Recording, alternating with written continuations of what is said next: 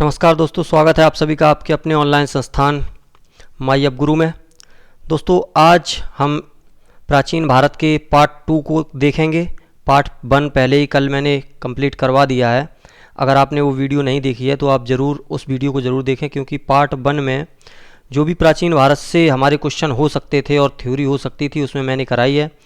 और इस पार्ट 2 में हम बात करेंगे पुरापाषाण काल की, मध्यपाषाण काल की और नवपाषाण काल की।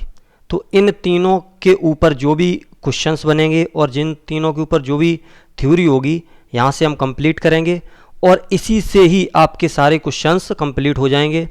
मेरा आपसे वादा है कि अगर आपने ये टॉपिक वाइज कर ली, ये जो हमारा जो टॉपिक वाइज चल रहा है, हम पहले प्राचीन भारत पढ़ेंगे, फिर मध्य भारत पढ़ेंगे और फिर आधुनिक भारत।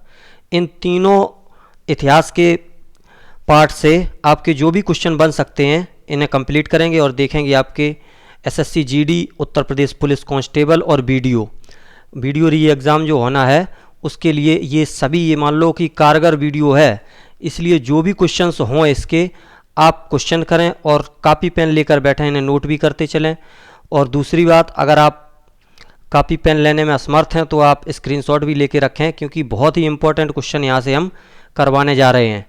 और आप सभी को टाइम बता दूं कि ये टाइम आपका रोज़ रात में 8 बजे होता है। हमारी ये वीडियो जीके की जो कि कंप्लीट सिलेबस करवाएंगे आपको, वो आज 11 नवंबर रात 8 बजे मिलेगी।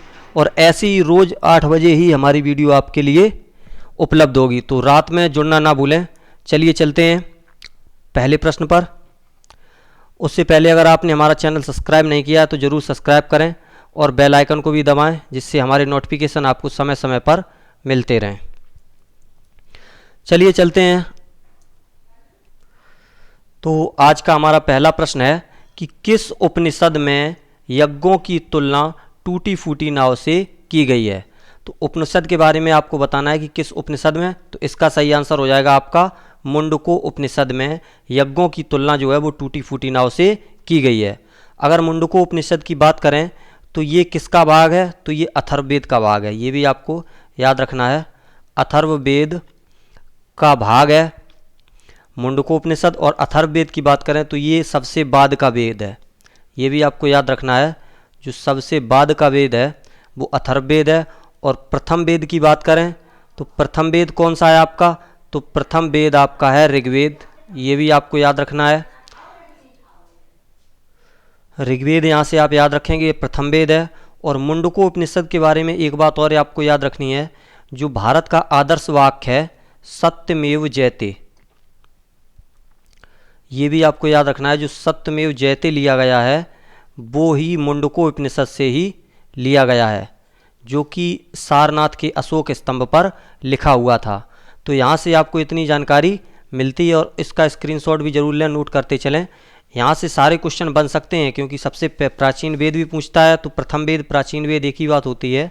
तो वहाँ से आपका ऋग्वेद हो जाएगा। सबसे बाद का वेद की बात करें तो अथर्ववेद हो जाएगा।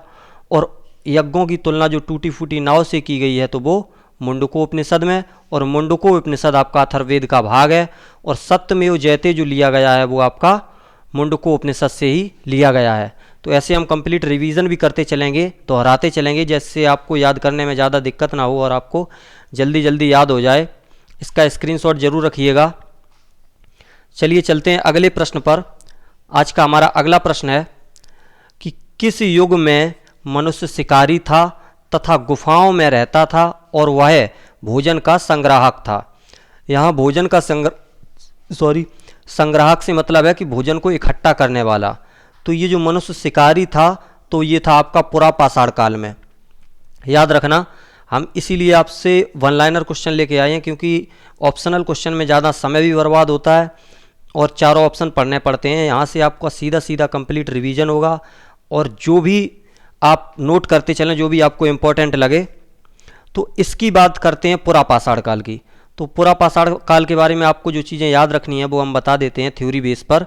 तो इसमें सबसे पहले क्या हुआ, पुरापाषाण काल में मनुष्य ने आग की खोज की। ये भी आपको याद रखना है, आग की खोज, इसका स्क्रीनशॉट भी रखिएगा निश्चित तौर पर। और पुरापाषाणकालीन जो साक्ष्य मिले हैं, ये साक्ष्य कहाँ पर मिले हैं, तो ये मिले हैं मध्य प्रदेश में आपके भीमबेटका की गुफाओं से। ये भी आपको याद रखना है, बहुत ही इम्पोर्टेंट क्वेश्चन हम पढ़ा रहे हैं। ये मान लीजिए यहाँ से सीधे सीधे क्वेश्चन आपसे पूछे जाते हैं। भीमबेटका जो है मध्य प्रदेश से ये पुरापाषाणकालीन साक्ष्य मिले हैं। और मनुष्य के जो शिकार के लिए शिकार करता था, उस शिकार किससे करता था? तो पुरापाषाण काल में ये पत्थर के औजारों से शिकार करता था। ये भी आपको याद रखना है, जो पत्थर के बड़े बड़े औजार थे उनसे शिकार करता था। एक चीज़ और याद रखनी है आपको पुरापाषाण काल के बारे में। तो पुरापाषाण काल का जो समयावधि है वो है आपकी 8000 BC। BC का मतलब ईसा पूर्व होता है, बिफोर क्राइस्ट, और AD का मतलब होता है ईसवी। तो ये भी आपको इम्पोर्टेंट है, याद रखना है। पुरापाषाण काल का जो समयावधि है वो 8000 BC है। और यहाँ मनुष्य शिकारी हुआ करता था और निश्चित तौर पर गुफाओं में रहता था और भोजन का संग्राहक था। चलिए चलते हैं अगले प्रश्न पर। अगला प्रश्न है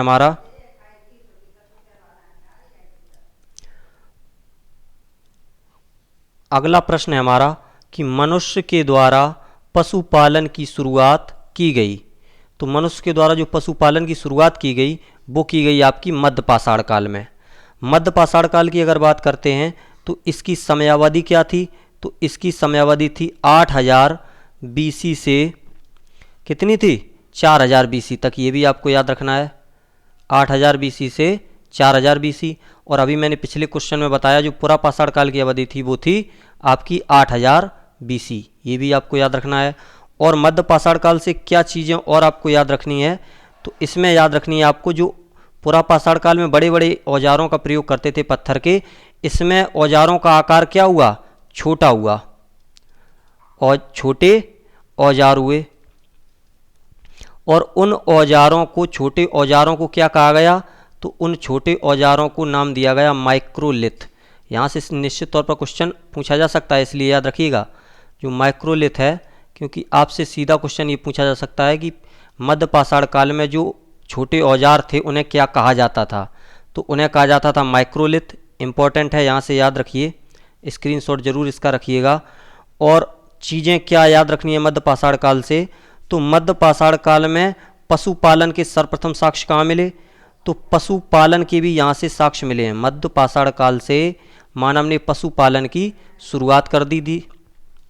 जो पशुपालन के साक्ष्य मिले हैं ये मिले हैं आपके बागौर राजस्थान से।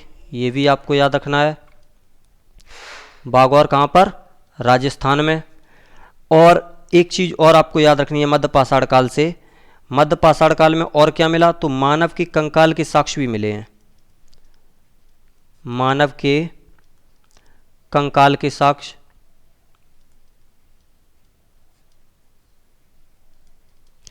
ये मानव के कंकाल के जो साक्ष्य मिले हैं मध्यपाषाण काल के, ये कहाँ पर मिले हैं? तो ये मिले हैं आपके उत्तर प्रदेश के प्रतापगढ़ जिले से। प्रतापगढ़ उत्तर प्रदेश में मिले हैं। और ये किस स्थान से मिले हैं? तो ये मिले हैं आपके सराय नाहर से। ये भी आपको याद रखना है। तो मध्यपाषाण काल से इतने क्वेश्चन आपको यहाँ से बन सकते थे, वो मैंने आपको ये थ्योरी बेस कराए हैं। अगर जो भी क्वेश्चन आपका आएगा इससे बाहर नहीं जाएगा, ये गारंटी है। मध्यपाषाण काल से इतनी चीज़ें आपको निश्चित तौर पर याद रखनी है। क्या? मानव के कंकाल के जो साक्ष्य मिले हैं वो प्रतापगढ़ उत्तर प्रदेश से मिले हैं, सराय नाहर नामक स्थान से। अगले प्रश्न पे चलते हैं हम। आज का हमारा अगला प्रश्न है कि मनुष्य के द्वारा कृषि की शुरुआत की गई। तो मनुष्य के द्वारा जो कृषि की शुरुआत की गई थी तो वो की गई थी आपके नवपाषाण काल में, याद रखना है। और नवपाषाण काल की अगर समयावधि की बात करें तो इसकी समयावधि है 4000 से 2500 BC तक। ये आपको याद रखना है, 4000 से 2500 BC तक नवपाषाण काल की समयावधि है। और इसमें मनुष्य ने सबसे पहले क्या किया? मनुष्य द्वारा नवपाषाण काल में तांबे की खोज की गई। ये आपको याद रखना है, तांबा की खोज नवपाषाण काल में हुई। अगले चीज़ें क्या हैं आपको नवपाषाण काल के बारे में वो भी मैं बताता हूँ। तो कृषि के सर्वप्रथम साक्ष्य जो शुरुआत हो गई थी नवपाषाण काल में, तो साक्ष्य कहाँ मिले कृषि के? तो इसके कृषि के साक्ष्य सर्वप्रथम मिले हैं आपके बलूचिस्तान से। ये आपको याद रखना है, स्क्रीनशॉट लेते चलिए क्योंकि यहाँ से सीधे क्वेश्चन आपसे पूछे जाएंगे। और बलूचिस्तान में कहाँ पर? तो बलूचिस्तान में मेहरगढ़ नामक स्थान पर कृषि के सर्वप्रथम साक्ष्य मिले हैं जो कि नवपाषाण काल से संबंधित थे। और बलूचिस्तान मेहरगढ़ में किसकी कृषि के साक्ष्य मिले हैं? तो वो भी आपको इम्पोर्टेंट है, याद रखना। तो यहाँ सर्वप्रथम गेहूं के, जौ के और कपास के साक्ष्य मिले हैं। मतलब कि नवपाषाण काल में मनुष्य गेहूं की खेती भी करता था, जौ की खेती भी करता था और कपास की खेती भी करता था। अगर यहीं से आपसे एक क्वेश्चन और पूछा जा सकता है कि चावल के साक्ष्य कहाँ मिले, तो वो भी आप बताएं। चावल के जो साक्ष्य आपको मिले हैं तो ये मिले हैं आपके प्रयागराज जिले से। जो प्रयागराज जिला है आपका उत्तर प्रदेश में, प्रयागराज उत्तर प्रदेश के किस स्थान से? तो कोल्डी हवा नामक स्थान से। ये भी आपको याद रखना है, उत्तर प्रदेश के कोल्डी हवा प्रयागराज से चावल के सर्वप्रथम साक्ष्य मिले हैं। और ये किस काल के हैं? तो नवपाषाण काल से संबंधित हैं। ये भी आपको याद रखना है। एक चीज और आपको याद रखनी है, नवपाषाण काल में ही किसका आविष्कार हुआ था? तो पहिए का आविष्कार हुआ था। पहिए का आविष्कार नवपाषाण काल में हुआ, ये आपको याद रखनी है। और अगर आग के आविष्कार की बात करें तो आग की जो खोज हुई थी तो वो हुई थी आपकी पुरापाषाण काल में, वहाँ से भी याद रखना है। और पहिए का आविष्कार हुआ नवपाषाण काल में। एक चीज़ आपको और याद रखनी है कि इसी युग को नवपाषाण काल से ही ताम्र युग की शुरुआत होती है। जो ताम्र युग था यहीं से ही ताम्र युग की शुरुआत होती है, याद रखना। अगले प्रश्न पे चलते हैं, इसका स्क्रीनशॉट जरूर रखिएगा क्योंकि यहीं से निश्चित तौर पर क्वेश्चन पूछे जाएंगे। अगले प्रश्न पे चलते हैं। अगला प्रश्न है हमारा, सिंधु घाटी सभ्यता का काल क्या था? ये काल सबसे इंपॉर्टेंट है क्योंकि सिंधु घाटी सभ्यता का काल बहुत बार एग्जाम में पूछा भी जा चुका है। एसएससी जीडी ने भी पूछा है, एसएससी के एक दो एग्जाम और भी हुए हैं।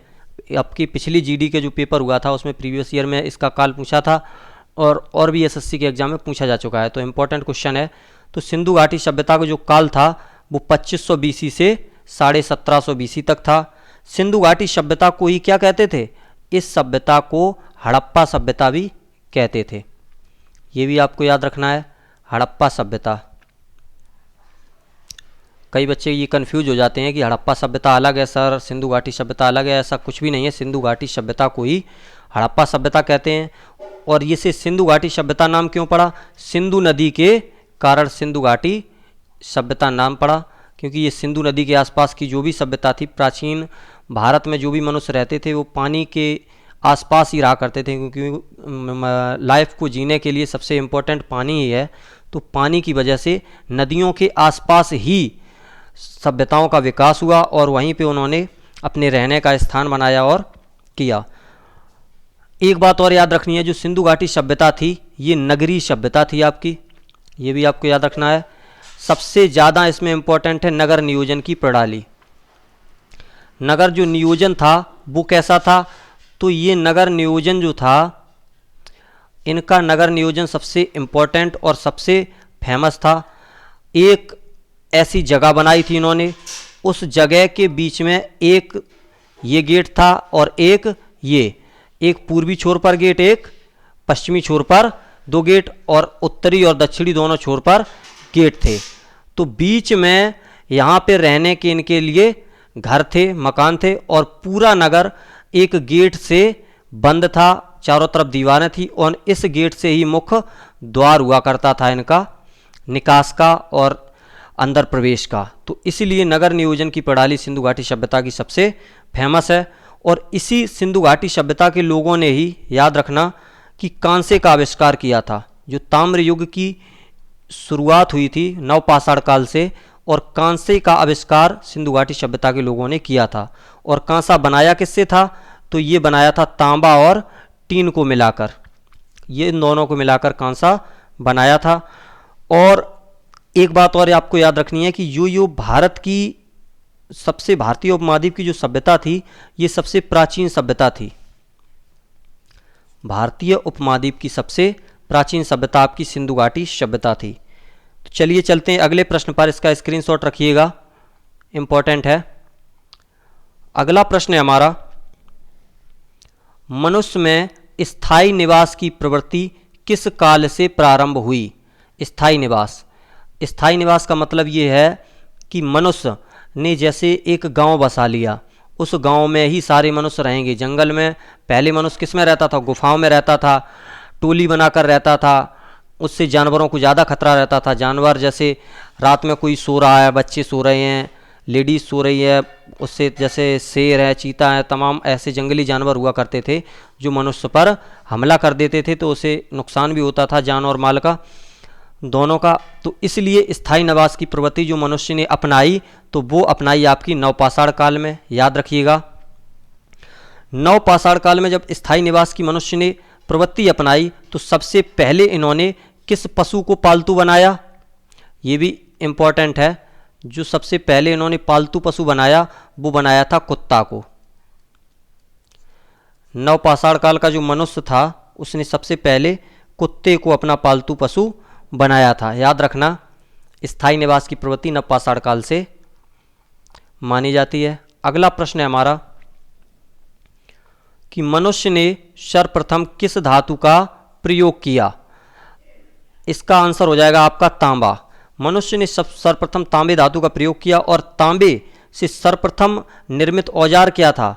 जो तांबे से सर्वप्रथम निर्मित किया था औजार, उस औजार का नाम आपको बताना है। कमेंट बॉक्स में ज़रूर बताइएगा, कोशिश किया करें आंसर को देने की। जो तांबे से बनाया था औजार उसका नाम था कुल्हाड़ी। ये भी आपको याद रखना है। मनुष्य द्वारा सर्वप्रथम प्रयोग की जाने वाली धातु तांबा थी और उस तांबे से निर्मित प्रथम औजार था आपका कुल्हाड़ी। और तांबा और टिन मिलाकर इन्होंने क्या बनाया था? तांबा और टिन मिलाकर आपको कांसा निर्मित किया था। कॉपर प्लस टिन, काफ़ी पूछा जाता है कांसा किस दो धातुओं का मिश्रण है, तो कॉपर और टिन का मिश्रण है, ये भी याद रखिएगा। चलिए चलते हैं अगले प्रश्न पर। अगला प्रश्न है हमारा, कृषि का प्रथम उदाहरण कहाँ से प्राप्त हुआ? तो कृषि के जो प्रथम उदाहरण प्राप्त हुआ है वो हुआ है आपका मेहरगढ़ से। और मेहरगढ़ कहाँ पर है? तो ये है आपका बलूचिस्तान में। ये भी आपको याद रखना है, मेहरगढ़ आपका बलूचिस्तान में है। और यहाँ से सर्वप्रथम किसकी खेती के साक्ष्य मिले थे? तो यहाँ पर सबसे पहले जौ की खेती प्लस गेहूं की खेती और कपास की खेती के साक्ष्य मिले थे मेहरगढ़ बलूचिस्तान से। चलिए चलते अगले प्रश्न पर। हाँ, इस प्रश्न में एक चीज़ और आपको याद रखनी है। ये तो सर्वप्रथम खेती के यानी कृषि के साक्ष्य थे, गेहूं जौ कपास की। अगर यहीं से आपसे ये पूछे कि चावल के साक्ष्य कहाँ मिले, तो अभी मैंने पिछले क्वेश्चन में बताया था, चावल के सर्वप्रथम साक्ष्य मिले थे आपके प्रयागराज से। ये भी आपको याद रखना है। प्रयागराज में किस स्थान से? तो प्रयागराज में कोल्डी हवा नामक स्थान से, जो कि उत्तर प्रदेश जिले में, उत्तर प्रदेश राज्य में स्थित है। आगे चलते हैं अगले प्रश्न पर। अगला प्रश्न है हमारा,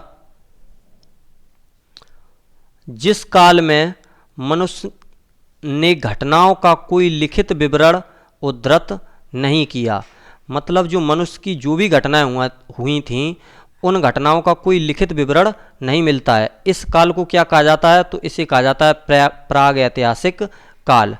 इस प्राग ऐतिहासिक काल में मनुष्य किस में रहता था? गुफाओं में रहता था। और मनुष्य मुख्य रूप से क्या था? मनुष्य मुख्य रूप से भोजन का संग्राहक था। ये भी आपको याद रखना है, भोजन संग्राहक। और मनुष्य का जो भी आजीविका का साधन था, मनुष्य की आजीविका क्या थी? खाता पीता क्या था? तो उसकी आजीविका का मुख्य साधन क्या था? शिकार करना था। वो विभिन्न प्रकार के जंगली जानवरों को, पशुओं को मारता था, फिर उनको ऐसे ही कच्चा खाता था। प्राग ऐतिहासिक काल का आपको ये इम्पोर्टेंट है याद रखना कि इसका कोई लिखित विवरण नहीं है। मनुष्य शिकारी था, शिकारी मनुष्य ही, और जो भी शिकार था, जो मांस को खाते थे, ये कच्चा खाते थे। उसके बाद जब आग का आविष्कार हुआ पुरा पाषाण काल में, और पुरा पाषाण काल से ही मनुष्य ने आग में भूनकर मांस खाना शुरू किया। उससे पहले मनुष्य शिकारी हुआ करता था और कच्चा मांस खाता था। और रहने के लिए क्या थी, गुफाओं में रहता था, टोली बनाकर रहता था, ये भी आपको याद रखना है। उस टोली बनाकर जब मनुष्य रात में, जैसे दिन के समय तो अपने शिकार की तलाश में घूमते रहते थे, और जब रात होती थी तो उसमें बच्चों को और महिलाओं को बीच में लिटा के, और मनुष्य जो भी जेंट्स हुआ करते थे वो आसपास गोला बनाकर लेटते थे, जिससे बच्चों को ज़्यादा जानवरों से नुकसान ना हो। और मनुष्य एक चीज़ और करते थे इस प्राग ऐतिहासिक काल में, जहाँ पे भी रहते थे टोली बनाकर, जैसे खुले मैदान में अगर रह रहे हैं तो अपने आसपास सूखे पेड़ के पत्तों को बिछा देते थे, जिससे जो भी जानवर आते थे तो उन सूखे पत्तों की आवाज़ उनके पैरों से होए और उस मनुष्य को जानकारी मिल जाए, तो जिससे वो सुरक्षित होने के लिए अपना सुरक्षित स्थान ढूंढ लें या फिर चौकन्ने हो जाएं, इसलिए ऐसे काम करते थे। अगले चलते हैं अगले प्रश्न पर। अगला प्रश्न है हमारा आज का कि ज्ञानी मानव होमोसेपियंस का प्रवेश इस धरती पर आज से लगभग कितने वर्ष पूर्व हुआ। ज्ञानी मानव होमोसेपियंस, होमोसेपियंस ही मानव का क्या है, वैज्ञानिक नाम है, ये भी आपको याद रखना है। होमोसेपियंस मानव का वैज्ञानिक नाम है। यहाँ से आपको एक वैज्ञानिक नाम और याद रखना है, किसका, मेढक का। मेढक का वैज्ञानिक नाम आपको याद रखना है। मेढक का वैज्ञानिक नाम क्या है, तो मेढक का वैज्ञानिक नाम है आपका राना टिग्रिना। काफ़ी इंपॉर्टेंट है, कई बार पूछा जा चुका है मेढक का वैज्ञानिक नाम क्या है, तो राना टिग्रिना आपको याद रखना है। और जो होमोसेपियंस की लगभग इस धरती पर कितने वर्ष पूर्व हुआ जन्म, तो वो हुआ है लगभग 40,000 वर्ष पूर्व, ये आपको याद रखना है। इस जो भी ये प्राचीन भारत का हम पाठ करवा रहे हैं आपको टॉपिक वाइज, इस टॉपिक में जो भी प्राचीन भारत के हम कल अब अगली वीडियो में ये करेंगे कि वैदिक काल से जितने भी क्वेश्चन आपके हो सकते हैं, कल का आपका टॉपिक रहेगा वैदिक काल, तो आप सभी लोग पढ़ के आइएगा वैदिक काल। इस वैदिक काल से कौन कौन से क्वेश्चन बन सकते हैं और कंप्लीट जो भी थ्योरी होगी, जैसे आज मैंने पढ़ा मध्य पाषाण काल, नव पाषाण काल और पुरा पाषाण काल, इनसे जो भी क्वेश्चन हो सकते थे मैंने पढ़े, और इनके बेस पर जो भी थ्योरी हो सकती थी, जहाँ से क्वेश्चन बन सकते थे, मैंने किए। आप सभी लोगों ने स्क्रीनशॉट भी इसके लिए रखे होंगे, कई लोगों ने नोट भी किया होगा। सबसे इम्पोर्टेंट बात यह है कि अगर आप वीडियो के साथ साथ ही नोट करते चलते हैं तो उससे आपका रिवीजन भी अच्छा होता है, और आप जो भी पढ़ रहे हैं, सबसे इम्पोर्टेंट होता है कि अगर आप लिख लिख के पढ़ रहे हैं तो सबसे जल्दी याद होता है, क्योंकि एक बार तो आप पढ़ रहे हैं, फिर लिख रहे हैं, उसके साथ भी पढ़ रहे हैं, और इससे जैसे आप क्वेश्चन के बेस पर लिखते हुए चलते हैं, इस बेस पर ही लिखकर आपने जो भी नोट्स बनाए हैं, उन नोट्स को जब बाद में एग्ज़ाम का टाइम आता है, जैसे 5 दिन या 10 दिन बचे हैं, तो उनको रिवीजन करने में बहुत आसानी होती है। तो इसलिए साथ साथ ही हमारी वीडियो के लिखते चलें, कॉपी पेन लेकर बैठिएगा। तो आज के लिए इतना ही, मिलते हैं हम अगली वीडियो में कल रात 8 बजे, यानी कि 12 नवंबर को रोज़ रात 8 बजे आपको इस SSC GD UP पुलिस और वीडियो के लिए जो भी कक्षाएं मिलेंगी, आज से आपके जो भी दिन बचे हैं, 45 से 50 दिन बचे हैं, तो इन 50 दिनों में जो भी आपका सिलेबस होगा, हम आपको प्रीवियस ईयर पेपर भी करवाएंगे, और ये जितनी भी इतिहास, भूगोल, साइंस, इन सारे के सारे जितने भी क्वेश्चन होंगे, सारे हम थ्योरी और क्वेश्चन दोनों बेस पर करेंगे। तो आज के लिए इतना ही, तब तक के लिए नमस्कार, बाय बाय। ख्याल रखिए आप अपना और अपनों का, सभी का, और पढ़ाई करते रहिए। नमस्कार।